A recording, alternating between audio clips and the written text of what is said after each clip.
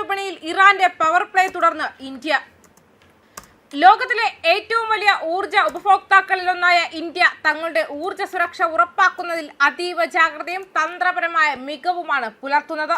ഇറാനിൽ നിന്നും ഇന്ത്യയിലേക്ക് വരികയായിരുന്ന പിങ്ഷുൺ എന്ന ക്രൂഡ് ഓയിൽ കപ്പൽ ഗതിമാറ്റി ചൈനയിലേക്ക് പോയതിനെ ചൊല്ലി ഉയർന്ന അഭ്യൂഹങ്ങൾക്ക് കൃത്യമായ മറുപടി നൽകിക്കൊണ്ട് ഇന്ത്യൻ പെട്രോളിയം മന്ത്രാലയം രംഗത്തെത്തിയിട്ടുണ്ട്.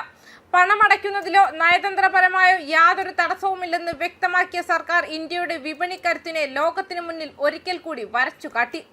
ഇന്ത്യൻ റിഫൈനറുകൾക്ക് ലോകത്തിന്റെ ഏത് ഭാഗത്തു നിന്നും എണ്ണ വാങ്ങാനുള്ള പൂർണ്ണമായ സ്വാതന്ത്ര്യവും വഴക്കവുമുണ്ടെന്നാണ് ഇന്ത്യയുടെ ഏറ്റവും വലിയ കരുത്ത്. നിലവിൽ 40-ലധികം രാജ്യങ്ങളിൽ നിന്നാണ് ഇന്ത്യ അസംസ്കൃത എണ്ണ ഇറക്കുമതി ചെയ്യുന്നത്. വാണിജ്യപരമായ ലാഭവും രാജ്യത്തിന്റെ താൽപര്യങ്ങളും മുൻനിർത്തി എണ്ണ സ്രോതസ്സുകൾ തിരഞ്ഞെടുക്കുന്നതിൽ ഇന്ത്യ പുലർത്തുന്ന ഈ വൈവിധ്യം ആഗോള എണ്ണ വിപണിയിൽ ഇന്ത്യയുടെ സ്വാധീനം വർദ്ധിപ്പിക്കുന്നു.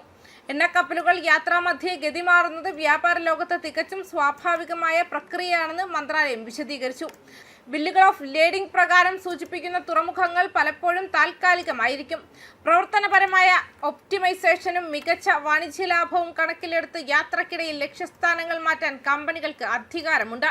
ഇത് വിതരണ തടസ്സത്തിന്റെയോ നയതന്ത്ര പ്രശ്നത്തിന്റെയോ ലക്ഷണമായി കാണേണ്ടതില്ലെന്ന് ഇന്ത്യ ഉറപ്പിച്ചു പറയുന്നു. ഇറാനുമായുള്ള ഇന്ത്യയുടെ ഊർജ്ജ വ്യാപാരം തടസ്സമില്ലാതെ തുടരുന്നു എന്നതിന്റെ തെളിവാണ് അടുത്തിടെ മംഗലാപുരത്തെത്തിയ സീബേഡ് എന്ന കപ്പൽ. ഏപ്രിൽ 2-ന് 44,000 ടൺ LPG-യുമായി എത്തിയ ഈ കപ്പൽ നിലവിൽ ചരക്കിറക്കിക്കൊണ്ടിരിക്കുകയാണ്. പശ്ചിമേഷ്യയിൽ സംഘർഷം നിലനിൽക്കുമ്പോഴും ഇന്ത്യയുടെ ഊർജ്ജ ആവശ്യങ്ങൾ പൂർണ്ണമായും സുരക്ഷിതമാണെന്ന് ഉറപ്പുവരുത്താൻ മോദി സർക്കാരിന് സാധിച്ചിട്ടുണ്ട്.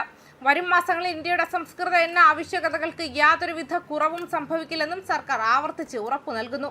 വിദേശ രാജ്യങ്ങളിലെ ആഭ്യന്തര പ്രശ്നങ്ങളോ ഉപരോധങ്ങളോ ഇന്ത്യയുടെ ഊർജ്ജ ഭദ്രതയെ ബാധിക്കാത്ത വിധത്തിൽ ശക്തമായ സമാന്തര വിതരണ ശൃംഖലകൾ ഇന്ത്യ കെട്ടിപ്പടുത്തിട്ടുണ്ട്. വിപണിയിലെ അഭ്യൂഹങ്ങളെ തള്ളിക്കളഞ്ഞുകൊണ്ട് ഇന്ത്യയുടെ എണ്ണ ഇറക്കുമതി സുഗമമായി മുന്നോട്ടു പോകുന്നു.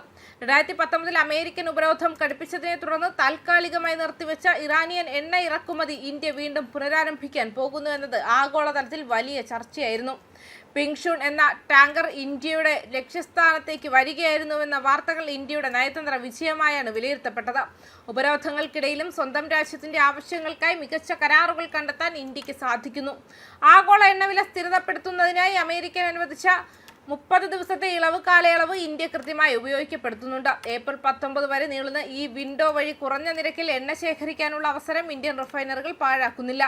നിലവിൽ കടലിൽ പൊങ്ങിക്കിടക്കുന്ന 95 ദശലക്ഷം ബാരൽ ഇറാനിയൻ എണ്ണയിൽ പകുതിയിലധികവും ഇന്ത്യയുടെ റിഫൈനറികളിലേക്ക് എത്താൻ സാധ്യതയുണ്ടെന്നാണ് കണക്കാക്കുന്നത്. ഇന്ത്യയുടെ മുൻനിര എണ്ണ വിതരണക്കാരിൽ ഒന്നായിരുന്ന ഇറാൻ മൊത്തം ഇറക്കുമതിയുടെ 11.5% വരെ നൽകിയിരുന്ന കാലമുണ്ടായിരുന്നു. 2018 പ്രതിദിനം 5.18 ലക്ഷം ബാരൽ എണ്ണയാണ് ഇന്ത്യ ഇറാനിൽ നിന്നും വാങ്ങിയിരുന്നത്.